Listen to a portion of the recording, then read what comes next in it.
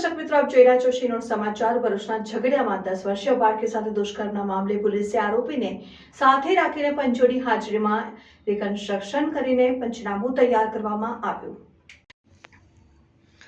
Jhagadia JDC વિસ્તારમાં શ્રમજીવી પરિવારની 10 વર્ષીય બાળકી ઉપર નરાથમ આરોપી વિજય બાસવાને દુષ્કર્મ આચર્યું હતું, જેના ગણતરીના કલાકોમાં જ પોલીસે ટીમ બનાવી આરોપીને ઝડપી પાડ્યો હતો। જે બાદ કોર્ટ દ્વારા આરોપીના 5 દિવસના રિમાન્ડ મંજૂર કરવામાં આવ્યા છે। તે દરમિયાન આજરોજ આરોપીને સાથે રાખી સ્થળ ઉપર લઈ જઈ પંચો અને ડીવાયએસપી ડોક્ટર કુશલ ઓઝા અને અન્ય પોલીસ અધિકારીઓની હાજરીમાં રિકન્સ્ટ્રક્શન કરીને આજે ઘન્ય કૃત્યને કઈ રીતે ગુનાને અંજામ આપવામાં આવ્યો તે અંગેનું પંચનામું પણ તૈયાર કરાયું હતું। આરોપીને જે સ્થળે સગીરા સાથે દુષ્કૃત્ય આચર્યું હતું તે સ્થળની રિકન્સ્ટ્રક્શન દરમિયાન બતાવ્યું હતું કે પોલીસની આ સમગ્ર પ્રક્રિયા અંગે ડીવાયએસપી અને તપાસ સમિતિના વડા ડોક્ટર કુશલ ઓઝાએ માહિતી આપી હતી। અત્રે ઉલ્લેખનીય કરવો રહ્યો કે ભોગ બનનાર સગીરા હાલ વડોદરા એસએસજી હોસ્પિટલમાં જીવન મરણ વચ્ચે ઝોલા ખાઈ રહી છે। સગીરાને સારવાર દરમિયાન 3 મોટી સર્જરી કરવામાં આવી છે।